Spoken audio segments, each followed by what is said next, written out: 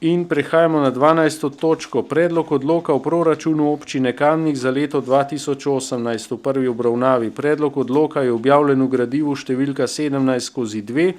Dodatno gradivo poročilo odbora za kmetijstvo in gozdarstvo ste člani sveta prejeli na seji. Predlagatelj župan, poročevalci Marija Kos, Maja Sušnik, Aleš Korjanc, magister Matjaž Srša, Tina Trček, dr. Marija Tadeja Ježek, Boris Ravbar in Lidija Božič. Besedo ima Marija Kos.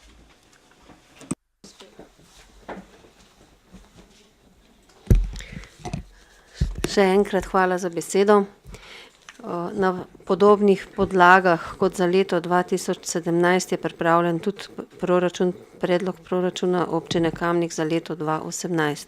S tem, da tukaj ni upoštevano nobeno zadolževanje in predvidevamo prihodke, koliko imamo ta trenutek znanih podatkov.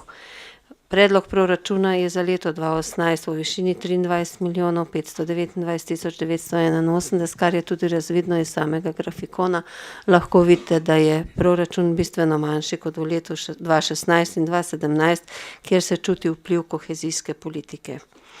Na strani prejemkov so upoštevani prihodki, ki so po ekonomski klasifikaciji razdeljeni na davčne, nedavčne, kapitalske prihodke, na prejete donacije, transferne prihodke in sredstva prejeta iz Evropske skupnosti.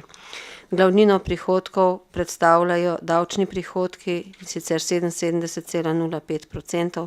Povprečnina je tukaj upoštevana v višini 536 evrov, kar je bilo nekako dogovorjeno in določeno v zakonu o izvrševanju proračuna Republike Slovenije za leti 2017 in 2018.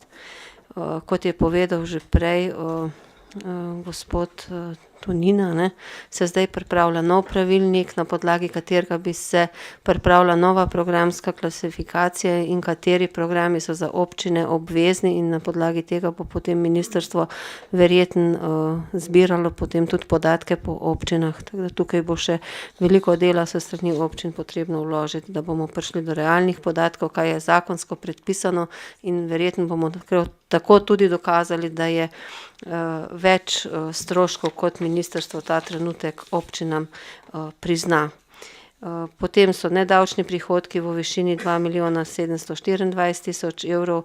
V teh prihodkih je upoštevan prihodek od udeležbe na dobičku centralne čistilne naprave Domžale Kamnik v višini 845.000 evrov. To je nerazdeljen dobiček iz preteklih let. Kot veste, se ta dobiček izločal in se je shranjeval skozi investicijo v primeru, da ne bi pridobili kohezijskih sredstev. Zdaj bo ta investicija počasi zaključena. Prej ste že slišali, da je v poskusnem obratovanju, ki poteče drugo leto avgusta in potem predvidevamo, da bo potrebno, da bomo lahko tudi ta sredstva, ker ne bodo uporabljena, potegnili v proračun občine Kamnik. Kapitalske prihodke v višini 50.000 evrov se predvidevajo iz naslova prodaje še nekaterih zgradb, opreme, kmetijskih in stavbnih zemljišč, donacije v višini 1.300 evrov, transferne prihodke v višini 2.175.000 evrov.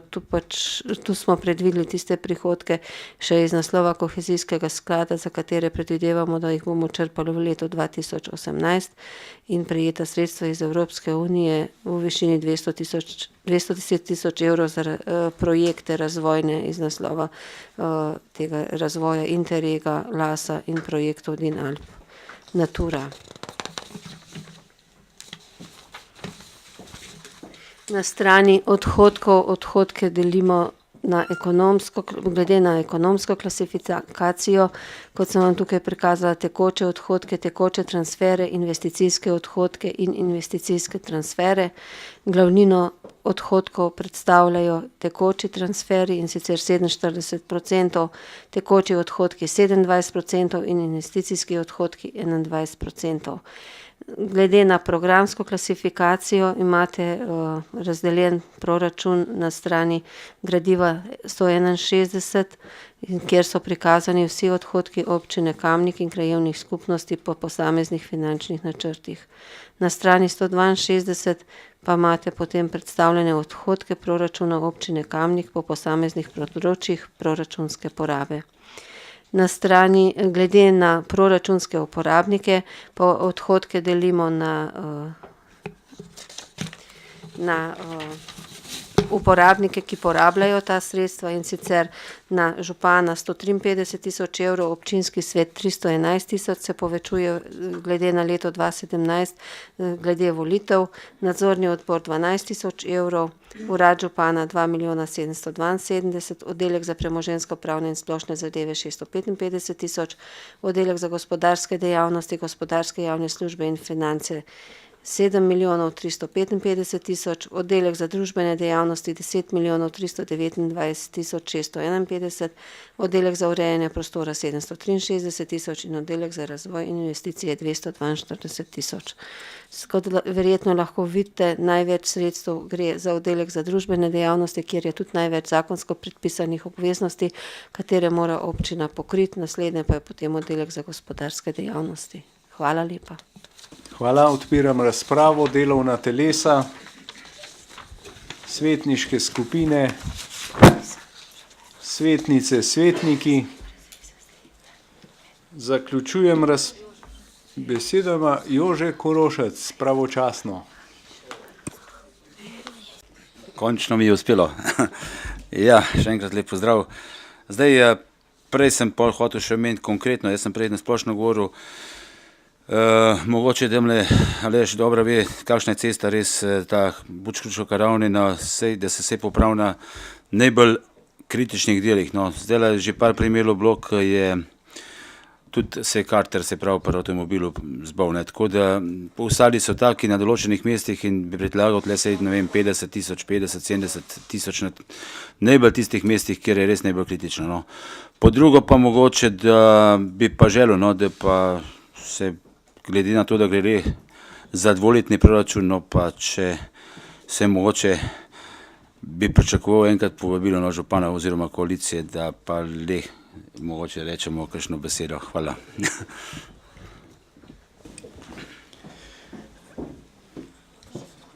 Želi Marija Kos, ne? Še kdo? Besedo ima magister Urban Bergant.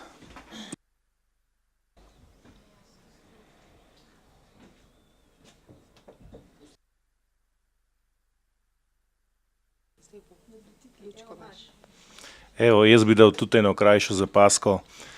Nekje pred 2 leti smo iz razloga, ker smo mogli narediti poravnavo z Zilim inženiringom za projekt Mali grad, ne, smo iz Podgorsko cesto skozi vas smo ukinili postavko za 200 tisoč evrov, pa bi jaz sam predlagal, da se resnično razmisli, ker ceste v resnično slabem stanju, da se ne naredi samo nekega kratkega odseka, ker predvidenih sredstev je 50 tisoč za leto 2017, pa 50 tisoč evrov za leto 2018, ampak da se razmisli, da se vsaj kakšen daljši odsek v tem terminu naredi. Po mojem mnenju bi se mogel postavka vsaj podvojiti, no. Ker je pa res kritično s to cesto, ne. Toliko, sam zapaska. Hvala. Hvala, besedo ima magister Matej Tonin.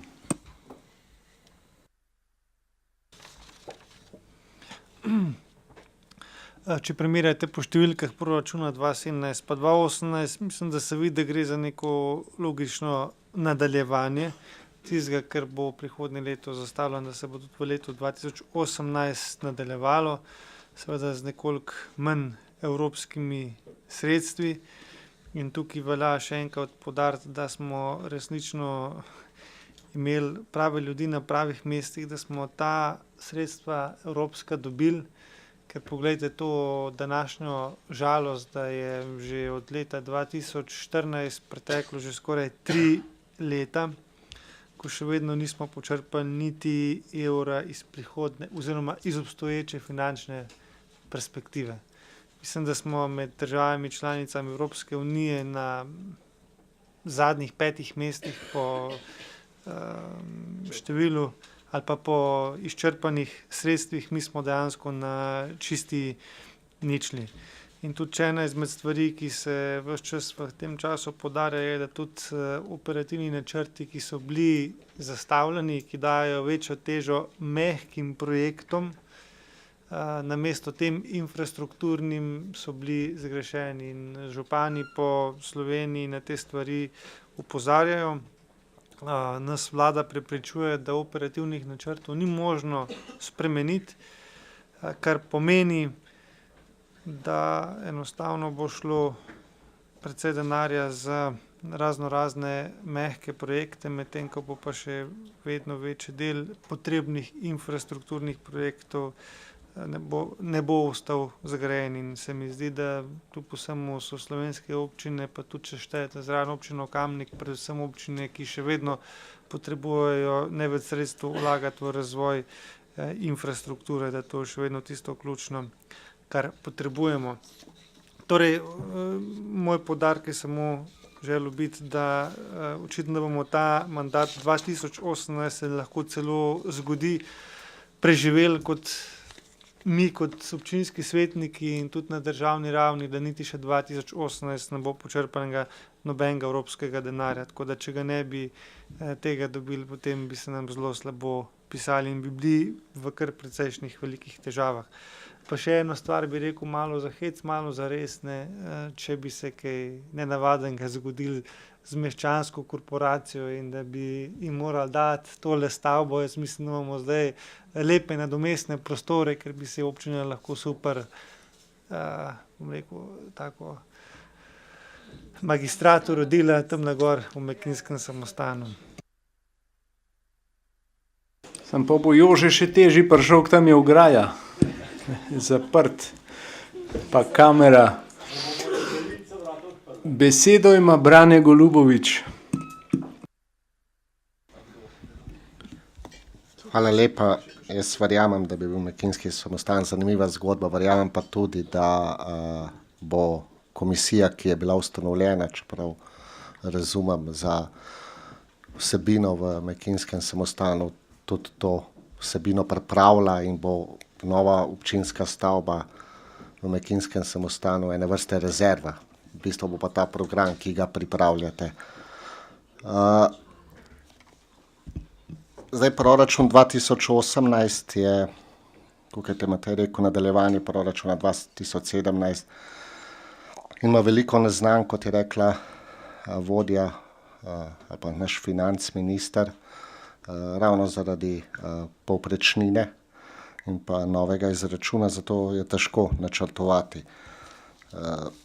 V bistvu je proračun že približek tistega, kar občina lahko pričakuje, 23,5 milijona evrov, od tega dobimo nerazporejeni dobiček centralne čistilne naprave, slabih 900 tisoč evrov, pa mislim, da še 1,4 milijona evrov še od kohezije. Se pravi, smo spet na 21 milijonih. Zaradi procedure postopka sem se tudi oglasil, tudi pri tem proračunu predlagamo, da se področje kulture, se pravi programi na področju kulture dvignejo 100 tisoč na 110 tisoč, da se galerijski in rokodelska dejavnost dvigne iz 20 tisoč na 40 tisoč evrov, pa da se nameni sredstva za dejavnost športne zveze 2000 evrov. Nas pa veseli, da je kljub tveganju z meščansko korporacijo, ampak verjamem, da se bo to uredil, je tudi v proračunu 2018 namenjenih 150 tisoč evrov za, se pravi, območje Malega gradu, da se gre v investicije in verjamem, da bomo vsi člani občinskega sveta, članice in člani občinskega sveta bi z veseljem na eni izmed naslednjih sej v naslednjem letu poslušali predstavitev teh projektov in pa načrtov, zato ker pri strategiji na področju turizma smo poslušali, da je mestno jedro pomembno.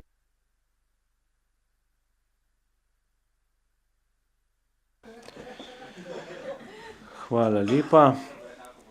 Zaključujem razpravo. In bomo glasovali v predlaganem sklepu. Prvič, občinski svet občine Kamnik sprejme odlok o proračunu občine Kamnik za leto 2018 v prvi obravnavi in drugič, predlagatelj naj pri pripravi predloga odloka za drugo obravnavo upošteva pripombe podane na prvi obravnavi oziroma odgovori, zakaj jih ni možno upoštevati. Glasujemo. Glasovanje poteka.